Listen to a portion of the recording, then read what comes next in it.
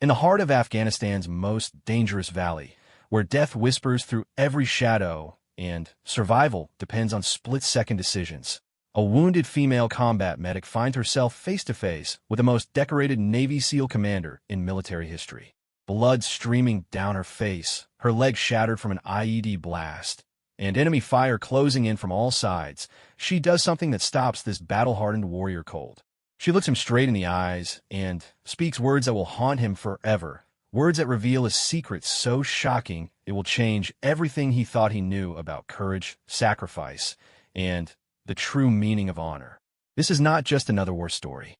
This is the true account of how one woman's incredible journey from a broken childhood in rural Texas to the deadliest battlefield in the world led to a moment that would redefine what it means to be a hero. It's a story of impossible odds, unbreakable spirit, and the kind of courage that legends are made of. What she said to him in those final moments, wounded and trapped with nowhere to run, would echo through military halls for years to come. But to understand the power of those words, you need to know how she got there, who she really was, and why her name would become synonymous with the kind of bravery that only comes once in a generation. Her name was Sarah Michelle Torres, and this is her story.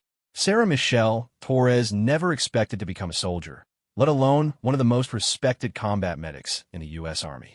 Growing up in the small town of Weatherford, Texas, she was just another kid trying to survive a childhood that seemed determined to break her spirit before she even had a chance to discover what she was truly capable of. Her father, Miguel Torres, was a hard-working construction foreman who spent most of his days building other people's dreams while watching his own crumble under the weight of financial pressure and personal demons. Her mother, Linda, worked double shifts at the local diner, serving coffee and hope to truckers and townspeople while silently carrying the burden of keeping their family afloat. Sarah was the youngest of 3 children, with 2 older brothers who seemed to inherit their father's quiet strength and their mother's unwavering determination. The Torres family lived in a modest 2-bedroom house on the wrong side of the tracks, where dreams were often measured by whether you had enough money for groceries that week. Sarah learned early that life wasn't fair, that hard work didn't always pay off, and that sometimes the only person you could count on was yourself. These lessons, harsh as they were, would later become the foundation of her incredible resilience and unshakable moral compass. When Sarah was 12 years old, everything changed. Her father suffered a severe injury on a construction site that left him unable to work for months. The family's already tight finances became impossible to manage, and they faced the very real possibility of losing their home. Sarah watched her parents struggle with a dignity that impressed her even as a young girl, but she also saw the stress eating away at their health and happiness. It was during this difficult time that Sarah discovered her calling, though she didn't recognize it at first. Her younger cousin, Maria, was staying with them while her own parents dealt with a messy divorce. Maria was only 8 years old and terrified of everything that was happening around her. She had trouble sleeping, eating, and trusting anyone. Sarah, despite being only 4 years older, naturally stepped into the role of protector and caregiver.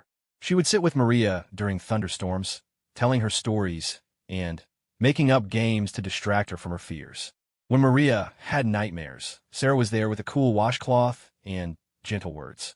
When Maria scraped her knee or bumped her head, Sarah became an expert at cleaning wounds and applying bandages with the kind of care and precision that amazed the adults around her. Her mother noticed Sarah's natural ability to heal and comfort others, but it was her high school biology teacher, Mrs. Jennifer Walsh, who first suggested that Sarah consider a career in medicine. Mrs. Walsh had served as a nurse in the Army before becoming a teacher, and she saw something special in Sarah's combination of compassion, intelligence, and natural leadership abilities. During her sophomore year, Sarah joined the school's Health Occupation Students of America chapter and began volunteering at the local hospital.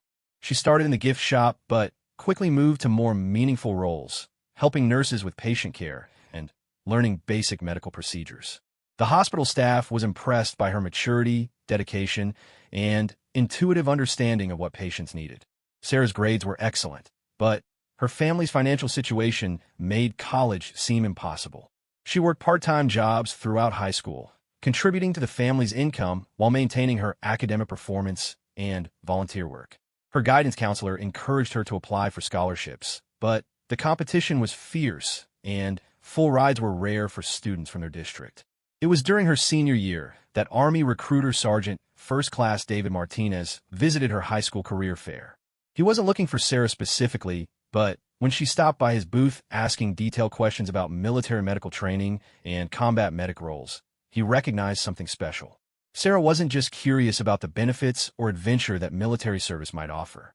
She wanted to know about the training, the responsibilities, and the real-world impact she could have as a medic. Sergeant Martinez spent over an hour talking with Sarah about the 68W Combat Medic Specialist Program. He explained how the Army would provide her with world-class medical training, college tuition assistance, and the opportunity to serve her country while developing skills that would serve her for the rest of her life. But what really caught Sarah's attention was his description of the medic's role on the battlefield, being the person that soldiers turn to in their most desperate moments, the one who could mean the difference between life and death for her fellow service members. Sarah went home that night with a stack of brochures and a head full of possibilities. She talked with her parents for hours about the decision. Her father was proud, but worried about the dangers of military service. Her mother was terrified at the thought of her daughter in harm's way, but understood that this might be Sarah's best chance for a secure future and the career she had always dreamed of. The decision wasn't made lightly. Sarah spent weeks researching military medical careers, talking to veterans in her community, and carefully considering all her options. She visited with a local veteran named James Rodriguez, who had served as a combat medic in Iraq and Afghanistan. James didn't sugarcoat the realities of military service or the specific challenges of being a medic in a combat zone. James told her about the incredible responsibility that came with being the person other soldiers trusted with their lives. He described the split-second decisions, the emotional toll of losing patients despite your best efforts, and the immense satisfaction of saving lives under impossible circumstances. He also talked about the brotherhood and sisterhood of military service, the unbreakable bonds formed with fellow soldiers, and the pride that came from serving something larger than yourself. After graduation, Sarah made her decision. She enlisted in the United States Army with a guaranteed assignment as a combat medic specialist. Her family held a small celebration, mixing pride with anxiety as they contemplated what lay ahead for their youngest child. Sarah's brothers promised to look after their parents while she was gone, and her mother packed a small bag of mementos and family photos for Sarah to take with her to basic training. The night before she left for Fort Sam Houston in San Antonio, Texas, Sarah sat on the porch with her father, looking up at the stars over Weatherford. Miguel Torres had never been one for long speeches or emotional declarations, but that night he told his daughter how proud he was of the woman she had become and the courage she was showing by choosing to serve her country. Sarah's journey to becoming one of the Army's most respected combat medics was about to begin, but the foundation had been laid years earlier in a small Texas town where a young girl learned that sometimes the most important battles are fought not with weapons, but with compassion, determination, and an unwavering commitment to helping others survive their darkest moments. Basic training at Fort Benning, Georgia, was everything Sarah expected and more. The physical demands were intense, the mental challenges were constant, and the emotional stress was unlike anything she had ever experienced. But Sarah had been preparing for this her entire life, even when she didn't realize it. Every difficult moment in her childhood, every time she had to be strong for her family, every instance when she chose to help others instead of focusing on her own problems had been building toward this experience.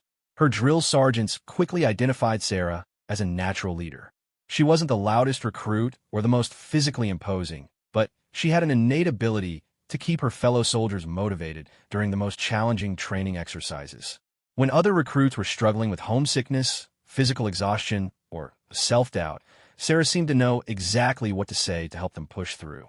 The medical training portion of her education took place at Fort Sam Houston, where Sarah excelled beyond everyone's expectations. The coursework was demanding, covering everything from basic anatomy and physiology to advanced trauma care and battlefield medicine. Sarah approached every lesson with the intensity of someone who understood that this knowledge would literally be a matter of life and death for the soldiers she would one day serve alongside. Her instructors were impressed not just by Sarah's technical competence, but by her ability to remain calm under pressure and make sound decisions even in high-stress simulation exercises. During one particularly challenging training scenario, Sarah successfully managed multiple casualties in a simulated mass casualty event, prioritizing care, coordinating with other medics, and maintaining clear communication with command throughout the exercise. But it was during her advanced individual training that Sarah truly began to understand what it meant to be a combat medic. The training scenarios became more realistic, the time pressures more intense, and the emotional stakes more real. Sarah learned to perform complex medical procedures while under simulated enemy fire, to make life-or-death triage decisions in seconds, and to maintain her composure even when everything around her seemed to be falling apart. One of her most influential instructors was Staff Sergeant Maria Gonzalez, a veteran combat medic who had served multiple deployments in Iraq and Afghanistan. Staff Sergeant Gonzalez saw something special in Sarah and took her under her wing, sharing not just technical knowledge, but the wisdom that came from real-world experience in combat zones. Gonzalez told Sarah that being a combat medic was about more than just medical skills. It was about being a source of hope and strength for other soldiers, being someone they could trust completely when their world was falling apart. She explained that medics often became the emotional anchor for their units, the person that soldiers turned to not just for physical healing, but for reassurance and comfort during the most terrifying moments of their lives. As Sarah's training neared completion, she requested assignment to an airborne infantry unit. This was an unusual choice for a new medic, as these units saw some of the most intense combat action and required additional specialized training. But Sarah felt called to serve where she was needed most, where her skills could have the greatest impact. Her request was approved, and Sarah found herself assigned to the 82nd Airborne Division at Fort Bragg, North Carolina. The reputation of the 82nd Airborne was legendary, and Sarah knew she would need to prove herself worthy of serving alongside some of the Army's most elite soldiers. The additional airborne training was physically and mentally demanding, but Sarah approached it with the same determination and focus that had carried her through every challenge in her life. When she finally earned her airborne wings and reported to her unit, Sarah was no longer the uncertain young woman from Weatherford, Texas. She was Private First Class Sarah Michelle Torres, combat medic, United States Army, ready to serve her country and her fellow soldiers with everything she had learned and everything she had become. Sarah's first deployment to Afghanistan came just 8 months after she joined the 82nd Airborne Division. The unit was being sent to one of the most dangerous regions in the country, the volatile Kunar province, where Taliban and al-Qaeda forces maintained a strong presence among the mountainous terrain and remote valleys. For most new soldiers, this would have been an overwhelming prospect, but Sarah approached it with the same methodical preparation and quiet confidence that had carried her through every challenge in her military career. The briefings before deployment painted a stark picture of what lay ahead. Kunar province was known for its complex terrain, hostile population in some areas, and frequent enemy contact. The unit's mission would involve establishing forward operating bases, conducting patrols to disrupt enemy operations, and providing security for reconstruction efforts in villages that had seen decades of conflict. For Sarah, this meant she would likely see more combat action in her first deployment than many medics experienced in entire careers. During the pre-deployment training, Sarah's platoon sergeant, Sergeant First Class Robert Chun, took special interest in preparing her for the realities of combat medicine. Chun was a veteran of multiple deployments and had worked with many medics over his career. He recognized that Sarah had exceptional potential, but he also understood that no amount of training could fully prepare someone for their first experience treating wounded soldiers under enemy fire. Chun shared stories from his previous deployments, not to frighten Sarah, but to help her understand the psychological challenges she would face as a combat medic. He explained how the adrenaline of a firefight could affect decision-making, how the emotional impact of treating severely wounded friends could be overwhelming, and how important it was to maintain focus on the mission even when everything seemed to be going wrong. The flight to Afghanistan was Sarah's first time leaving the United States, and as she looked down at the rugged landscape below, she felt a mixture of excitement, nervousness, and determination. She had trained for this moment for over a year, but she knew that real combat would test her in ways that no training exercise could replicate. Forward Operating Base Chapman, where Sarah's unit was stationed, was a constant reminder of the dangerous reality of their mission. The base was surrounded by high walls, razor wire, and guard towers, and the sound of incoming and outgoing artillery was a regular part of daily life. Sarah quickly learned to distinguish between different types of weapons fire, the various alarm signals that indicated different levels of threat, and the procedures for responding to enemy attacks on the base. Her first few weeks in country were relatively quiet, giving Sarah time to adjust to the environment and establish relationships with the soldiers in her platoon. She quickly earned the respect of her fellow soldiers through her professionalism, her willingness to help with any task that needed doing, and her calm demeanor even during stressful situations. The soldiers in Sarah's platoon came from diverse backgrounds, but they shared a common commitment to the mission and to looking out for each other. There was Specialist James Thompson, a quiet kid from Ohio who was serving his second deployment and had become expert at reading the terrain for signs of IEDs. Corporal Miguel Santos, a tough, street-smart soldier from Los Angeles who had joined the Army to escape a life that seemed headed toward prison or worse. Private First Class David Kim, a brilliant young man from Seattle who could have gone to any college in the country, but chose military service because he wanted to make a difference in the world. Sarah's first real test came during her third week in country, during what was supposed to be a routine patrol through a village that intelligence reports indicated was friendly to coalition forces. The patrol was moving through the narrow streets when a lead vehicle struck an improvised explosive device, a roadside bomb that had been carefully hidden beneath a pile of debris. The explosion was devastating.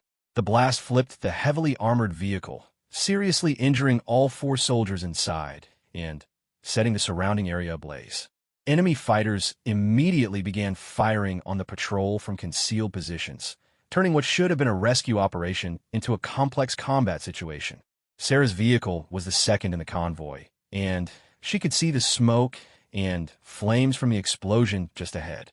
Without waiting for orders, she grabbed her medical bag and began moving toward the damaged vehicle, even as enemy bullets kicked up dirt around her feet and ricocheted off nearby walls. Sergeant First Class Chun tried to order her back to cover, but Sarah was already committed to reaching the wounded soldiers.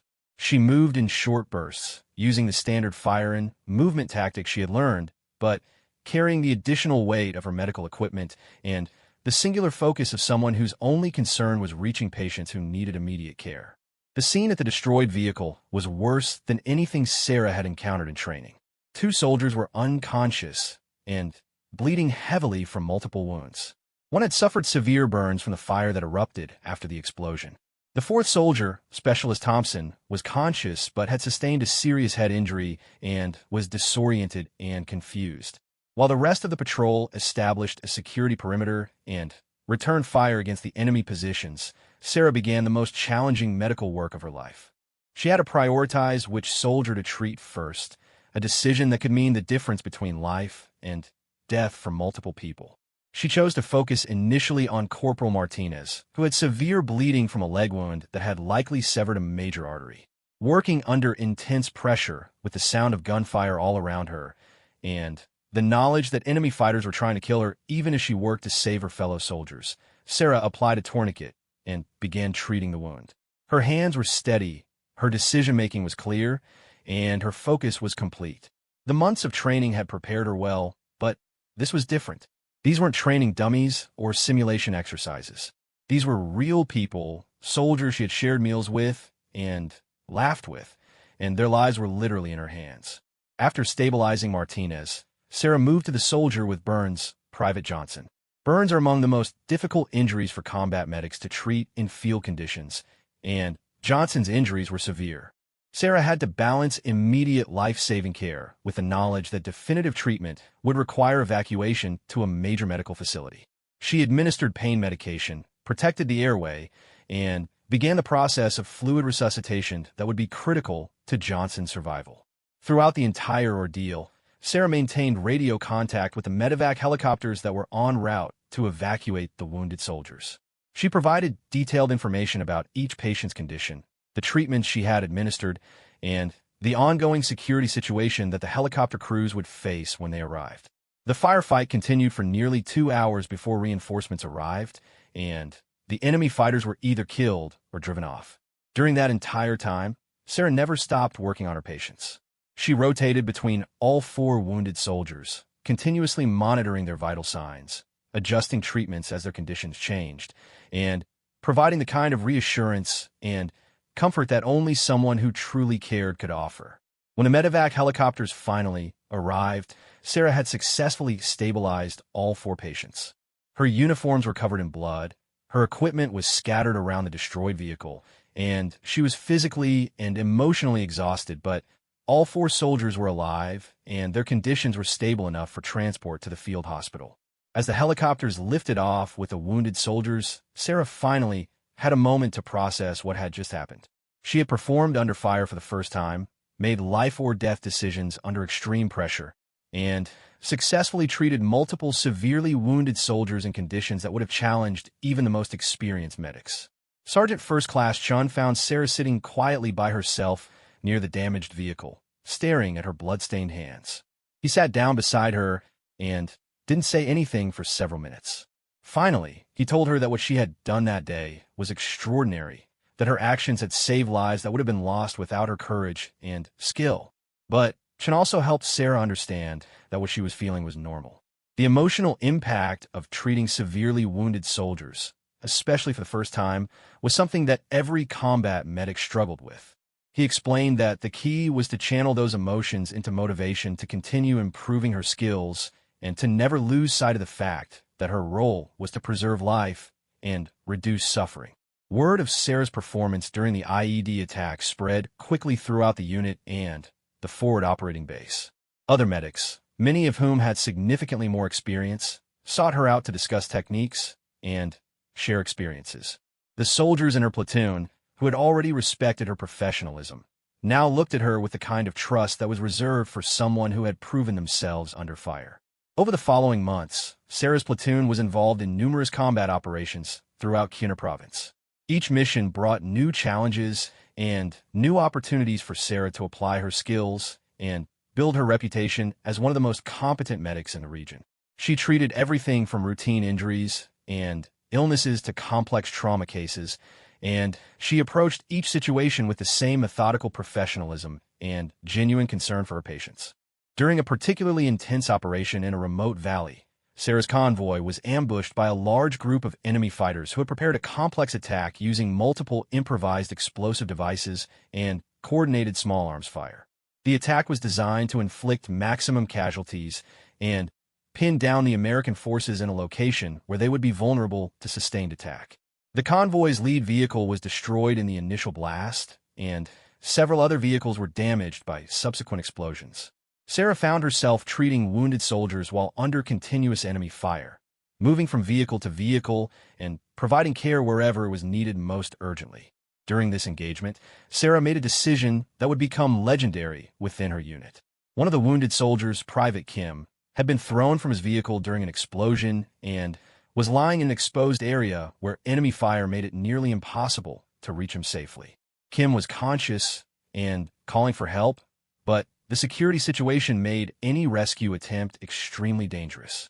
Without hesitation, Sarah gathered her medical equipment and began moving toward Kim's position. She used every piece of cover available, timing her movements to coincide with suppressive fire from her fellow soldiers. But the final approach to Kim required her to cross an open area where she would be completely exposed to enemy fire. Sarah made the crossing in a sprint that seemed to take forever, but probably lasted only a few seconds. She reached Kim's position and immediately began treating his injuries while lying flat beside him to minimize their profile. Kim had sustained serious wounds to his chest and abdomen, and treating him effectively would require Sarah to expose herself to enemy fire while working. For the next 20 minutes, Sarah provided life-saving medical care while bullets passed overhead and impacted the ground around them. She successfully stabilized Kim's condition and coordinated his evacuation to a location where he could be safely loaded onto a medevac helicopter. After the engagement ended and all wounded soldiers had been evacuated, Sarah's commanding officer, Captain Williams, personally commended her for her actions.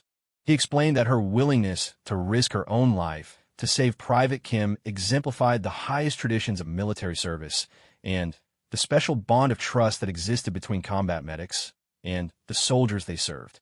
By the end of her first deployment, Sarah had participated in over 50 combat operations and had treated more than 100 wounded soldiers. Her medical skills had evolved from competent to exceptional, and her reputation for courage under fire had spread throughout the entire region. She had proven herself not just as a capable medic, but as the kind of soldier that others wanted beside them when the situation became desperate. But perhaps more importantly, Sarah had discovered something about herself that she hadn't fully understood before. She had found her calling, her purpose, and the environment where her unique combination of skills, compassion, and courage could make the greatest possible difference. She was no longer just Private First Class Torres from Weatherford, Texas. She was becoming someone whose name would be remembered wherever soldiers gathered to talk about the medics who had saved their lives. Sarah returned from her first deployment to Afghanistan with a chest full of commendations and a reputation that preceded her wherever she went. The combat medical badge on her uniform told the story of a medic who had performed under fire, but the stories that followed her told of something more extraordinary. Word had spread throughout the medical community about the young medic from Texas who seemed to have an almost supernatural ability to save lives under impossible circumstances. During her brief stateside rotation, Sarah was assigned to Fort Bragg's Medical Training Center, where she was tasked with sharing her combat experience with new medics preparing for their first deployments. Teaching came naturally to Sarah, who had always been able to break down complex concepts and present them in ways that others could understand and apply. But more than just technical knowledge, Sarah brought real-world perspective that could only come from someone who had proven herself in actual combat. The new medics were amazed by Sarah's stories, but they were even more impressed by her practical approach to training. She didn't try to frighten them with horror stories or overwhelm them with the dangers they would face. Instead, she focused on building their confidence through realistic scenario-based training that prepared them for the challenges they would actually encounter. One of Sarah's most memorable training innovations was a simulation she called chaos management. She would create scenarios where multiple things went wrong simultaneously: equipment failures, communication breakdowns, additional casualties, changing tactical situations, and then guide the trainee medics through the process of maintaining focus on their primary mission despite the distractions and complications.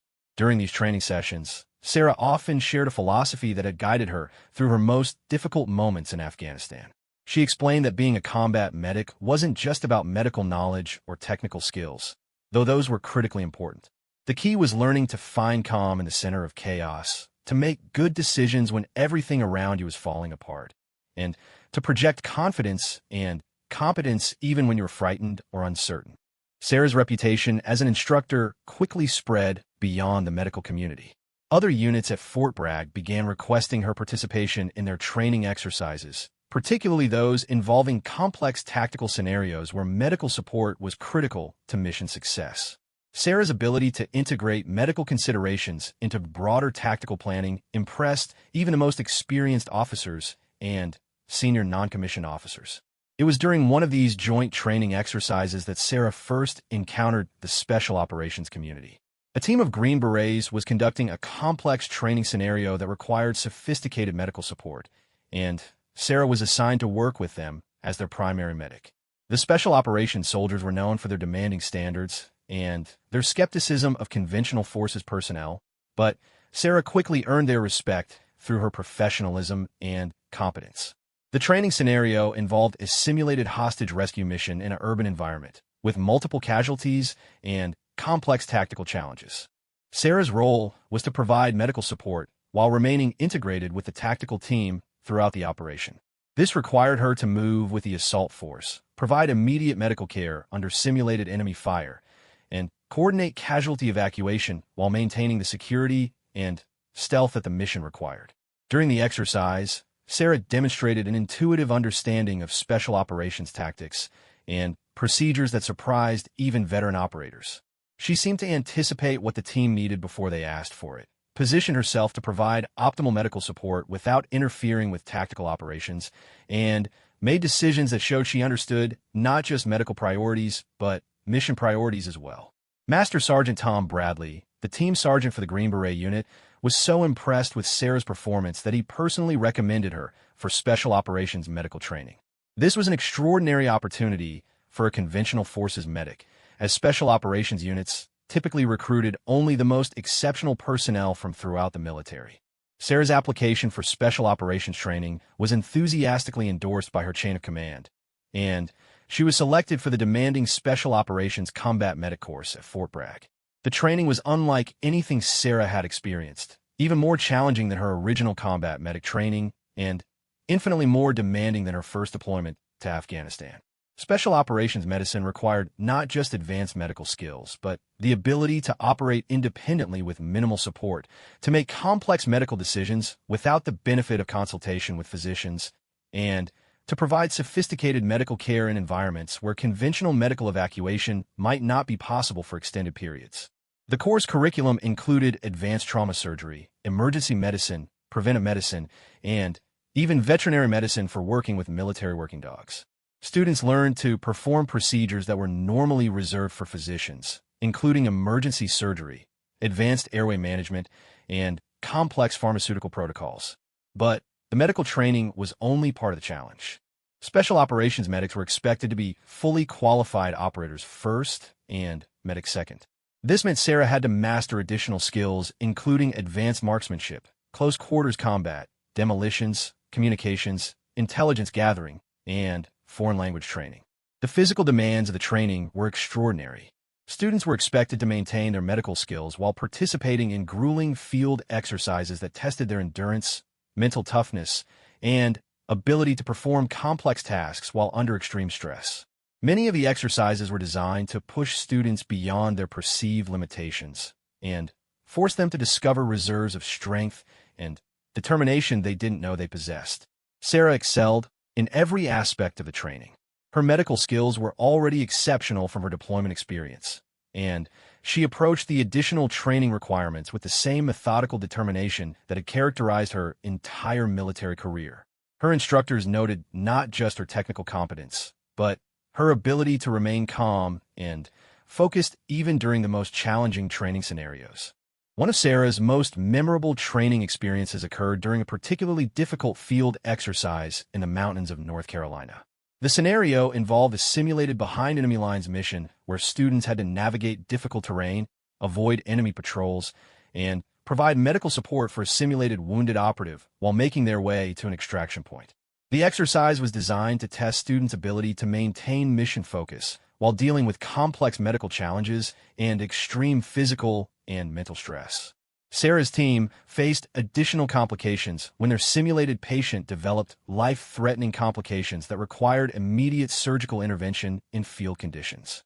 Working with minimal lighting, basic surgical instruments, and constant pressure from pursuing enemy forces in the simulation, Sarah successfully performed a complex procedure that saved the patient's life and allowed the mission to continue.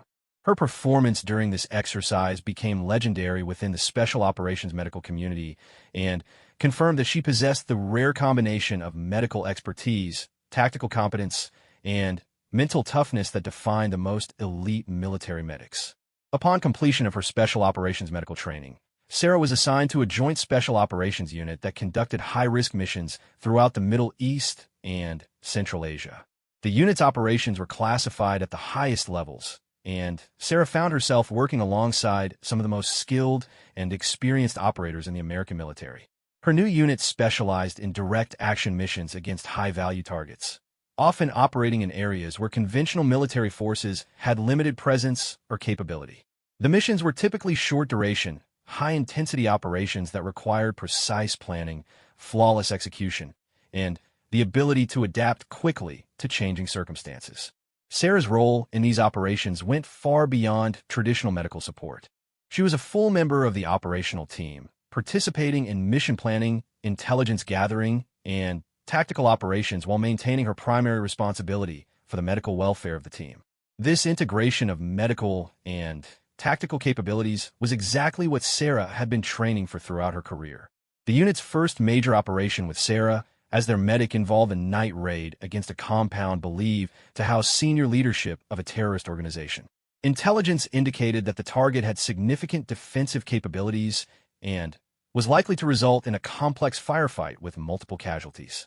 The operation began perfectly, with the team successfully infiltrating the target area and establishing positions around the compound.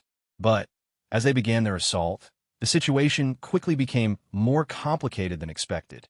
The compound was more heavily defended than intelligence had indicated, and the enemy forces were better trained and equipped than the team had anticipated. During the initial assault, 2 team members were seriously wounded by enemy fire. Sarah found herself treating wounded operators while the firefight continued around her, providing life-saving medical care under conditions that would have challenged even the most experienced combat medics. But this time was different from her earlier experiences. These weren't conventional soldiers who could be evacuated to nearby medical facilities. These were special operations personnel conducting a classified mission in territory where conventional medical evacuation wasn't possible. Sarah had to make decisions about complex medical procedures that normally would have required consultation with surgeons and specialized medical teams. She successfully treated both wounded operators, keeping them stable and functional enough to continue participating in the mission while managing their injuries and pain. The operation ultimately succeeded in capturing the intended target and recovering valuable intelligence. But Sarah's performance under the extreme conditions of that night established her reputation within the special operations community as someone who could be trusted with the lives of America's most elite warriors. Over the following months, Sarah participated in dozens of similar operations throughout Afghanistan, Iraq, and other locations that remain classified. Each mission brought new challenges and new opportunities for Sarah to demonstrate her exceptional combination of medical expertise and operational competence. Her reputation grew not just within her own unit, but throughout the broader special operations community. Other units began specifically requesting Sarah's participation in their most challenging operations, recognizing that her presence significantly increased their chances of success and survival. Sarah's commanding officer, Lieutenant Colonel Jennifer Hayes, noted in her performance evaluation that Sarah had redefined what it meant to be a special operations medic. Her technical medical skills were exceptional, but more importantly, she had demonstrated the kind of courage, judgment, and dedication that represented the highest standards of military service. But perhaps the most telling indicator of Sarah's reputation was the way other operators talked about her. In a community known for its reluctance to trust outsiders, Sarah had earned the kind of respect that was normally reserved for operators who had proven themselves over many years and multiple deployments. They called her Doc, with a kind of reverence that was reserved for medics who had saved lives under impossible circumstances. They trusted her completely with their lives, their missions, and their secrets. And increasingly, they talked about her as someone who was destined for even greater things, someone whose name would be remembered long after her current missions were declassified and the stories could finally be told. Sarah's transformation from a small-town girl from Texas to one of America's most elite combat medics was nearly complete. But the greatest test of her skills, courage, and character was still ahead of her, waiting in a remote valley in Afghanistan where she would face impossible odds and make decisions that would echo through military history for generations to come. The mission briefing for Operation Silent Thunder was unlike any Sarah had received during her 3 years with Special Operations. The target was a remote compound in the Wakhan Corridor, a narrow strip of Afghan territory that bordered Pakistan, Tajikistan, and China. Intelligence indicated that a high-value target, believed to be a key figure in coordinating attacks against coalition forces, was using the compound as a planning center for major terrorist operations. What made this mission particularly challenging was the location. The compound sat in a valley so remote that helicopter insertion was impossible due to the altitude and weather conditions. The team would have to infiltrate on foot across more than 20 miles of some of the most dangerous and difficult terrain in Afghanistan. Once they reached the target, they would be completely cut off from conventional support, with extraction scheduled for a landing zone more than 15 miles from the target compound. The team assigned to Operation Silent Thunder was composed of 12 of the most experienced special operations personnel available, drawn from different units, but united by their reputation for success in the most challenging missions. The team leader was Major David Rodriguez, a veteran of more than 100 combat operations who was known throughout the community for his tactical brilliance and unwavering commitment to bringing his people home alive. Sarah had worked with several members of the team before, but this would be her first operation under Major Rodriguez's command. His reputation was legendary, and Sarah was both honored and nervous to be selected as the team's medic for such a high-profile mission. Rodriguez's briefing to the team was characteristically direct and thorough. He explained that the intelligence on the target was solid, but that the mission's success would depend entirely on their ability to move undetected through hostile territory and execute a perfect assault against a well-defended position. The infiltration began at sunset from a remote landing zone nearly 30 miles from the target. The team moved in single file through terrain that challenged even their exceptional physical conditioning and navigation skills. The altitude made breathing difficult. The rocky ground threatened to twist ankles or cause serious falls, and the weather was unpredictable, with sudden storms that could reduce visibility to mere feet. Sarah carried not only her standard medical equipment, but additional supplies that might be needed during the extended operation. Her pack weighed nearly 80 pounds, but she maintained the pace set by the team leader without complaint or difficulty. The months of training and previous operations had prepared her well for this kind of physical and mental challenge. The first indication that something was wrong came during the second day of the infiltration. The team's communications specialist, Sergeant Martinez, reported that radio intercepts suggested increased enemy activity in the region around their target. Intelligence updates from headquarters indicated that the terrorist organization might have received warning about the operation and was taking defensive measures. Major Rodriguez faced a difficult decision. They could abort the mission and extract to the original landing zone, or they could continue with the operation despite the increased risk. After consulting with his team leaders and considering the importance of the target, Rodriguez decided to continue. But he modified the mission plan to account for the possibility that they might face stronger resistance than originally expected. The team's approach to the target compound was scheduled for the early morning hours of the third day, when visibility would be minimal but sufficient for their night vision equipment. As they established their observation post overlooking the compound, it became clear that the intelligence warnings had been accurate. The defensive preparations were much more extensive than expected, with additional guards, improved fighting positions, and what appeared to be crew-served weapons positioned to defend all likely approaches to the compound. Sarah studied the compound through her scope, mentally noting the locations of buildings, defensive positions, and potential casualty collection points. As the team medic, she had to prepare for the possibility of treating wounded team members in an environment where conventional medical evacuation would be impossible. Her medical planning was just as detailed and critical as the tactical planning being conducted by the rest of the team leadership. The assault began at 0430 hours with a coordinated attack on multiple entry points designed to overwhelm the defenders and secure the compound before they could organize effective resistance.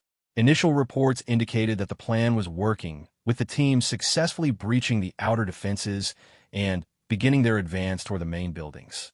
But within minutes of the assault's beginning, it became clear that the enemy had prepared more extensively than anyone had anticipated. The compound was actually a complex network of underground tunnels and hidden fighting positions that allowed defenders to emerge behind the advancing Special Operations Forces and engage them from multiple directions simultaneously. The first casualties occurred when Sergeant Thompson and Corporal Williams were caught in crossfire from concealed positions that intelligence had failed to identify. Both men were seriously wounded and unable to move without assistance. Sarah immediately moved toward their position, but the intense enemy fire made any movement extremely dangerous. Major Rodriguez attempted to establish communication with higher headquarters to request immediate extraction and close air support, but the remote location and mountainous terrain made reliable communication impossible. The team was entirely on their own, facing a much larger and better prepared enemy force than they had expected. Sarah reached the wounded soldiers by moving through a drainage ditch that provided minimal cover from enemy fire. Both men had sustained serious gunshot wounds that required immediate treatment to prevent them from bleeding to death. Working under intense pressure while bullets passed overhead, Sarah began the most challenging medical work of her career. Thompson had suffered a severe wound to his abdomen that had damaged internal organs and caused massive internal bleeding. Traditional field treatment would not be sufficient to save his life, and Sarah made the decision to perform emergency surgery using the limited equipment and supplies available in her field medical kit. The procedure required her to work while lying flat in the drainage ditch, using only the light from her red-filtered flashlight, with enemy fire continuing all around their position. Williams had sustained multiple gunshot wounds to his legs and was losing blood rapidly from a damaged femoral artery. Sarah applied direct pressure to control the bleeding while simultaneously working on Thompson's more critical injuries. She was essentially performing complex trauma surgery under battlefield conditions that would have challenged surgeons in fully equipped operating rooms. While Sarah worked on the wounded soldiers, the rest of the team continued fighting to establish a secure perimeter and locate the high-value target. But the enemy resistance was proving more formidable than expected, and it was becoming clear that the mission objectives might have to be modified to prioritize the survival of the team. After stabilizing both wounded soldiers, Sarah realized that their injuries were too severe for them to participate in the planned extraction route. The 15-mile movement to the extraction landing zone would be impossible for men in their condition, especially while under pursuit by enemy forces. Sarah faced a decision that no medic should ever have to make: recommend that the team abandon the wounded soldiers to save themselves or find another solution that might endanger the entire team. Sarah's solution was characteristically bold and selfless. She recommended that she remain behind with the wounded soldiers while the rest of the team completed the mission and moved to the extraction point.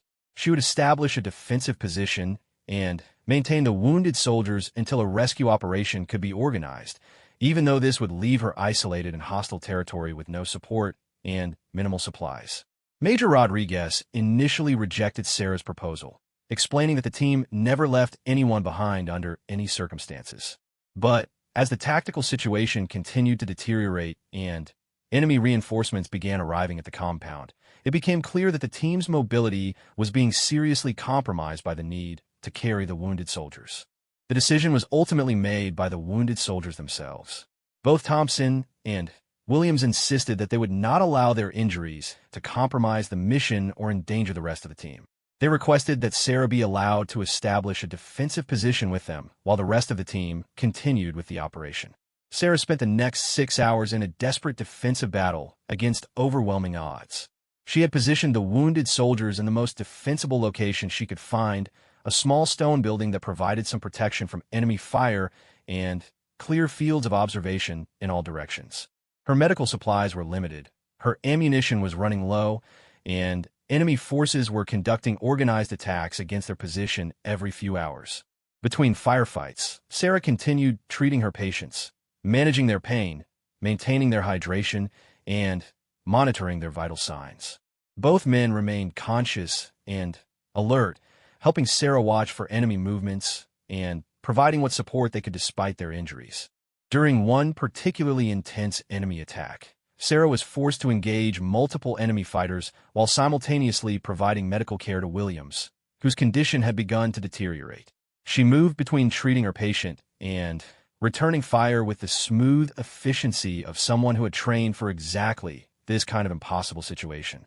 It was during this final assault on their position that Sarah suffered the injuries that would define the most important moment of her military career. An enemy grenade exploded near their defensive position, sending shrapnel into Sarah's leg and causing a serious head wound that left her bleeding heavily and disoriented. Despite her own injuries, Sarah continued treating her patients and defending their position. She applied field dressings to her own wounds while maintaining suppressive fire against the enemy forces that were attempting to overrun their position.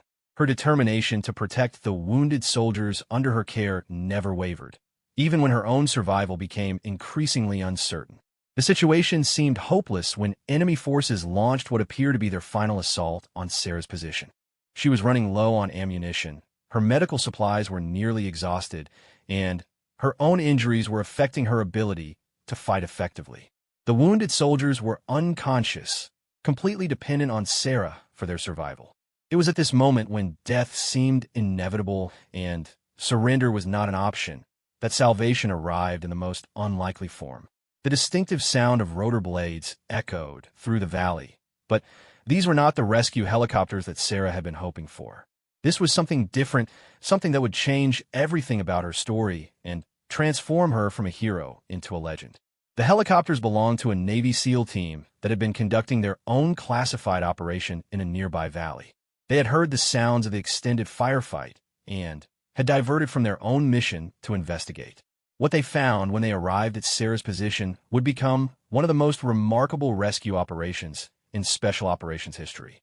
But first, they would have to get close enough to help, and the enemy forces surrounding Sarah's position were determined to prevent any rescue attempt.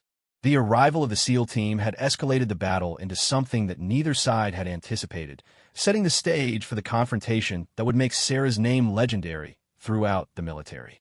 Commander Jake Harrison had been leading Navy SEAL operations for over 15 years, but he had never encountered a situation quite like what he found in that remote Afghan valley. His team had been conducting a classified reconnaissance mission when they heard the sounds of sustained combat from an adjacent valley. Military protocol suggested they should continue with their assigned mission, but Harrison's instincts told him that someone was in serious trouble and needed immediate assistance. The initial assessment from Harrison's team was grim. Intelligence indicated that a small American force was trapped in a defensive position and under attack by a much larger enemy force. The tactical situation made any rescue attempt extremely dangerous, but the sound of the firefight suggested that time was running out for whoever was pinned down in that valley. Harrison made the decision to divert his team from their original mission and attempt to provide assistance to the trapped Americans. It was a decision that violated standard operating procedures and put his own team at significant risk, but it exemplified the warrior ethos that defined the SEAL community. No American service member would be abandoned if there was any possibility of rescue. The SEAL team's approach to Sarah's position required them to navigate through the same difficult terrain that had challenged her team during their infiltration. But they had the advantage of helicopter insertion to a point much closer to the objective, and their specialized equipment included advanced surveillance and communication gear that allowed them to assess the tactical situation more accurately. Harrison's initial surveillance of the battlefield revealed the extraordinary nature of what was taking place. A single American medic, obviously wounded and running low on supplies, was maintaining a defensive position against overwhelming odds while protecting two severely wounded soldiers. The precision of her defensive fire, the tactical intelligence she demonstrated in her positioning, and her apparent refusal to abandon her patients under any circumstances immediately impressed the veteran SEAL commander. But what truly captured Harrison's attention was the way Sarah conducted herself during the firefight. Even under extreme pressure, her movements were controlled and purposeful. Her medical care of the wounded soldiers continued even while she was engaging enemy forces. Her tactical decision-making showed an understanding of battlefield dynamics that impressed even experienced special operations personnel. Harrison's team established overwatch positions that allowed them to provide suppressive fire against the enemy forces surrounding Sarah's position. The arrival of additional American firepower immediately changed the tactical balance, giving Sarah the breathing room she needed to reassess her situation and potentially coordinate a breakout attempt. But when Harrison established radio contact with Sarah, what she told him shocked him more than anything he had encountered in 15 years of combat operations. Despite being wounded, outnumbered, and nearly out of ammunition, Sarah refused to be rescued unless her patients could be evacuated safely as well. She explained that both soldiers were in critical condition and could not survive the kind of movement that would be required for a conventional extraction. Harrison explained to Sarah that his helicopters could not land in the confined area around her position while under enemy fire. The only way to extract her and her patients would be for her to move to a more suitable landing zone nearly a mile away through territory controlled by enemy forces. In her current condition, such a movement would likely kill the wounded soldiers and leave Sarah exposed to enemy fire for an extended period. Sarah's response to Harrison's assessment became the moment that defined her legend. Speaking clearly into her radio, with enemy bullets striking the walls around her position, she told Commander Harrison something that he would remember for the rest of his life. She said that she had not spent 3 years building a reputation as someone who could be trusted with the lives of America's best soldiers, just to abandon that trust when the situation became difficult. She explained to Harrison that she would continue defending her position and caring for her patients regardless of the odds against survival. If rescue was possible without compromising the safety of her patients, she would accept it. If not, she would remain in position and continue fighting until her ammunition was exhausted and her medical supplies were gone. Harrison had worked with hundreds of medics during his career, but he had never encountered someone who demonstrated such unwavering commitment to their patients under such desperate circumstances. Sarah's refusal to abandon her wounded soldiers, even when faced with certain death, represented the highest ideals of military service and personal honor. The tactical situation around Sarah's position was deteriorating rapidly. Enemy reinforcements were arriving, and it was becoming clear that the defensive perimeter that Harrison's team had established would not hold indefinitely.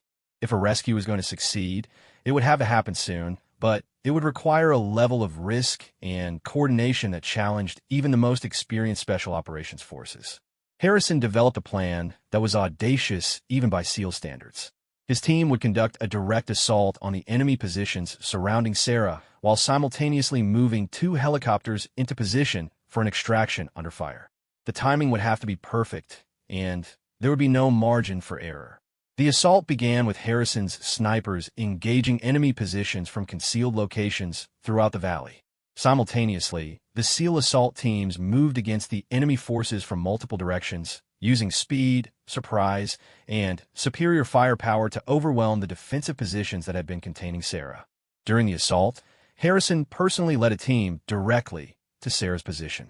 What he found there reinforced everything he had concluded about her character and competence from their radio communications. Despite her obvious injuries and exhaustion, Sarah had maintained perfect discipline in her defensive position.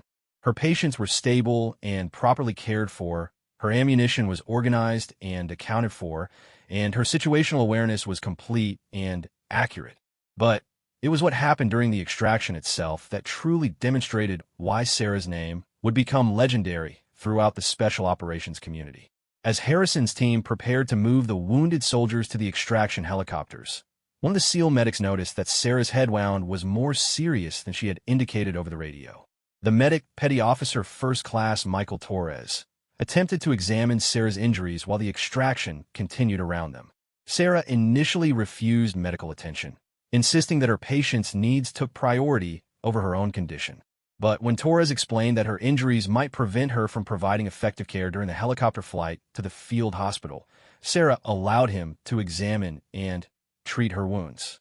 What Torres discovered was remarkable even by the standards of someone who had seen countless examples of courage under fire. Sarah had suffered a serious concussion and a significant scalp laceration that had been bleeding for hours. She had also sustained shrapnel wounds to her leg that had damaged muscle and possibly bone. Despite these injuries, she had continued fighting and providing medical care for more than 6 hours without complaint or any reduction in her effectiveness.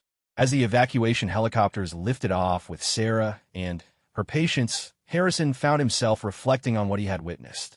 In 15 years of combat operations, he had worked alongside some of the most courageous and skilled personnel in the American military. But Sarah's combination of medical expertise, tactical competence, and moral courage represented something exceptional, even within that elite community. The flight to the field hospital provided Sarah with her first opportunity in hours to focus entirely on her patients without the distraction of incoming enemy fire. Both Thompson and Williams remained stable, and Sarah's field treatment had undoubtedly saved their lives. But she continued monitoring their vital signs and adjusting their care throughout the flight, refusing to rest even when her own exhaustion was obvious to everyone around her. At the field hospital, Sarah finally allowed the medical staff to examine and treat her own injuries. The extent of her wounds surprised even the experienced trauma surgeons, who couldn't understand how she had remained functional for so long with such significant head and leg injuries. But by that time, word was already spreading throughout the medical facility about the medic who had held off an entire enemy force while protecting her patients. Over the following days, as Sarah recovered from her injuries and Thompson and Williams began their long journey back to health, the story of Operation Silent Thunder began spreading throughout the military community. The official reports documented the tactical details of the mission, but it was the personal accounts of the participants that truly captured the extraordinary nature of what had taken place. Commander Harrison's report on Sarah's performance became required reading at military medical schools and special operations training centers. He described her actions as representing the absolute pinnacle of what it meant to be a combat medic, combining technical medical expertise with tactical competence and moral courage in ways that redefined what was possible under extreme conditions.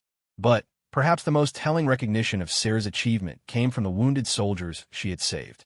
Both Thompson and Williams credited Sarah not just with saving their lives, but with demonstrating the kind of leadership and dedication that inspired everyone around her to perform beyond their perceived limitations. The formal recognition for Sarah's actions during Operation Silent Thunder included every major award for valor that the military could bestow, but her reputation transcended any official commendation.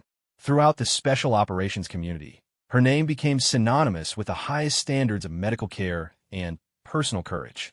Years later, when Commander Harrison was asked to identify the most impressive display of courage he had witnessed during his military career, he would always tell the story of a young medic from Texas who refused to abandon her patients even when faced with certain death.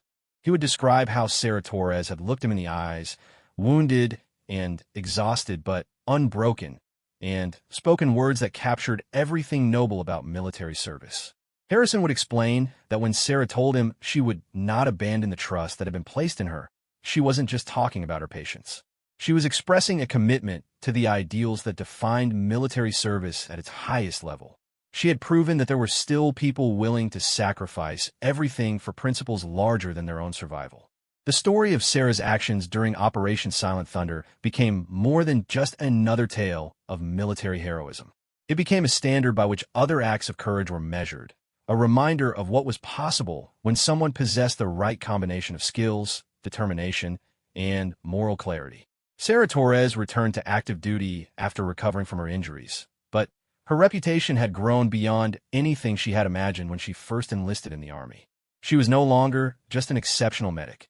She had become a symbol of everything that was best about American military service. The name that Commander Harrison heard spoken in that remote Afghan valley, delivered by a wounded warrior who refused to surrender her principles even in the face of death, would echo through military history for generations to come. It would be remembered whenever soldiers gathered to talk about courage, whenever medics needed inspiration to carry them through their darkest moments, and whenever the question arose about what it truly meant to serve something greater than oneself. Sarah Michelle Torres, the girl from Weatherford, Texas, who had learned about strength and sacrifice in a small house on the wrong side of the tracks, had become a legend whose story would inspire others to discover the courage they never knew they possessed.